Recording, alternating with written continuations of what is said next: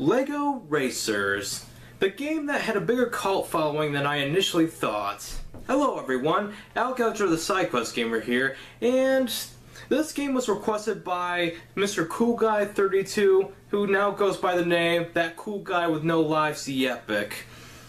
Anyways, he's requested this a few times on my channel, and I wanted to get into it, but I didn't think my PC was capable of running old games on it. But apparently it can, and thanks to PC emulation, I can make this a reality. So without further ado, let's take a look at LEGO Racers for the PC.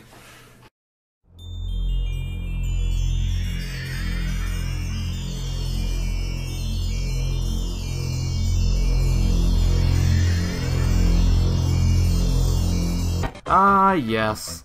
That is one of the coolest logo animations from the 90s, right up there with the 90s Capcom logo. But anyways, LEGO Racers is not one of those retro games you hear people talk about a lot, unless somebody mentions it. Then you're surrounded by, hey, I remember that game when I was a kid, used to play it all the time on the PC.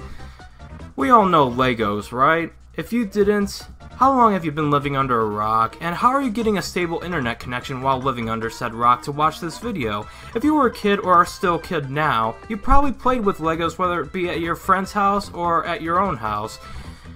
There were so many. The normal Legos with the yellow colored people and the houses and the planes you can build, the ones based off popular movies like Indiana Jones and Star Wars, the Marvel and DC superheroes, and does anybody remember Bionicles? I used to collect those all the time.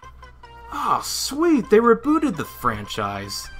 Well, anyways, in the mid to late 90s with the advancements of 3D gaming, LEGO decided to branch out into the video game market, likely to sell their toys to gamers, and we got LEGO Island 1 and 2, and then this game.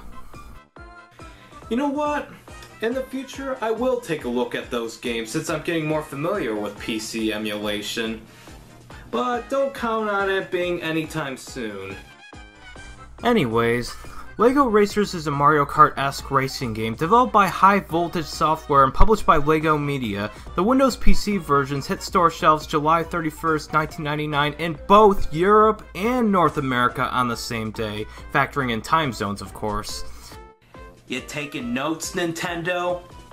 If a smaller video game company can release a game in two regions simultaneously, why can't you? I mean, why did Europe get Yoshi's Woolly World while us North Americans, as of writing, have to wait until October of 2015?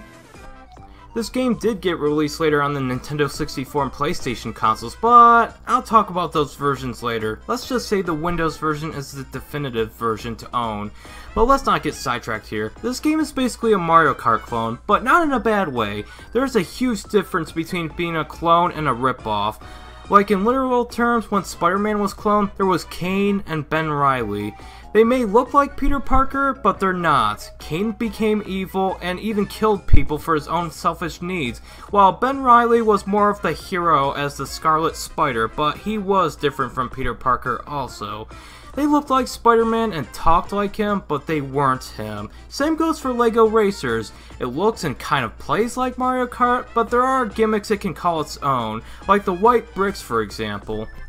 Yes, there are power-ups like missiles, harpoons, cannonballs, temporary shields, and speed boosts, but there are these white bricks that are spread throughout the track that basically, the more you have stocked up, the more powerful your power-up from the colored bricks would be. And even if you collect another power-up but still have the white bricks stocked, they stay that level for the other power-up too. My favorite one to use is the green brick wormhole you get from stocking 3 white bricks. I also like the red brick 3 homing missiles you get from, again, collecting 3 white bricks, but they never really feel overpowered, because you have to make an effort to stock 3 white bricks in order to gain that powerful power-up. But also, the game has you go through multiple circuits before you challenge the game's antagonist, Rocket Racer. Each circuit has 4 tracks each, with usually different themes from the other. Like, you could go racing an Egypt themed track and then go to a snowy one. I guess there's no law that says you can't do that, so I'm not going to deduct points for it. But each circuit would start off with a cutscene of the champion of that circuit claiming that no one can beat them and yada yada yada. Kind of like Crash Team Racing, which came out the same year, but several wormholes later, they admit defeat and you unlock parts from their car to add to yours. Oh, that's right, I almost forgot to talk about the most original gimmick of LEGO Racers that separates it from Mario Kart and Diddy Kong Racing. The fact that you can build your own car. Yes, you can build your own LEGO car, and if you've played Kingdom Hearts 1 and 2, it's kind of like building a gummy ship, but way less annoying since you don't have to add in mandatory parts or have a limit. Although, it's a lot better done on a keyboard than on the PS1 controller for the PS1 version. But does it affect your performance on the track? Honestly, I haven't noticed a difference in vehicle performance, so it just feels like the option is more for cosmetic reasons rather than performance reasons, but it's there if you want it. But if you find it tedious, you can just go with the default car. But that would be lazy and unoriginal, and if you choose one of the default cars, are you sure you like Legos? The whole franchise is about building things.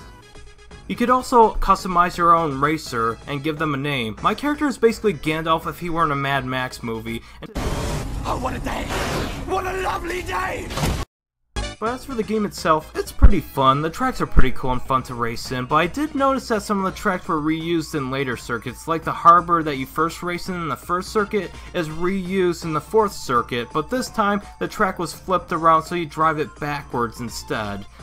This is a lazy design choice because it just kind of seems like a desperate attempt to artificially lengthen the game. After all, the tracks are pretty short compared to the others like Mario Kart and Diddy Kong Racing.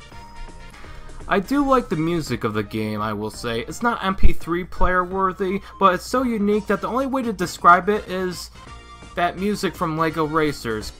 Although it really doesn't complement the tracks well, because shouldn't the harbor have like a beach theme or the ice tracks have like a low-key organ you would like hear at a hockey game? And wouldn't the Haunted Castle or Swamp tracks be better suited for a harpsichord playing in the background? The music is good, don't get me wrong, but it doesn't really immerse me into the racetracks like Mario Kart or Diddy Kong Racing soundtrack. Maybe it's because I've been psychologically conditioned to like the soundtracks if they complement the themes that they represent, but I don't know. The music is good and does get me in the mood for racing, I will say. But the question is, does this game still hold up? Well, the graphics were good for its time. They seem to be made with entry-level PCs in mind, and while the scenery and terrain of the racetracks looks kind of flat and dated by today's standards, they still look semi-aesthetically pleasing. I will say that the LEGO cars and racers still look as good as they did back then, because modeling and animating a LEGO character is pretty basic since they're not trying to be highly detailed compared to modeling a fictional character who is lifelike. So this game aged moderately, the years have been decent to it, and it's still a fun time to play to this day, but you may need to configure the controls when you play it on the keyboard. Now as for the other console versions, they're fine, but the game seemed so much harder on the PS1, and it doesn't help that the controls felt stiff and awkward, making it hard to maneuver your car on a PS1 controller. And the Game Boy Color version? The years have not been kind to it. It's like nearly unplayable, it's that dated. So overall, I would give the Windows PC version an 84 out of 100. Is it a flawless masterpiece? No. Is it a really fun time? Yes. While not my favorite racing game of all time, I did have a good time with it, and anyone who does say it's their favorite racing game, I completely understand. It's very charming, and I do see myself coming back to it from time to time in the future. Thank you so much for watching my LEGO Racers review, and thank you, Mr. Cool Guy 32, for requesting this game. And by the way, happy birthday, Mr. Cool Guy 32. Next week, I'm doing only one review and concluding the request month, and it's a surprise as always, but I will give a hint at the end of the video. Until then, remember to stay awesome.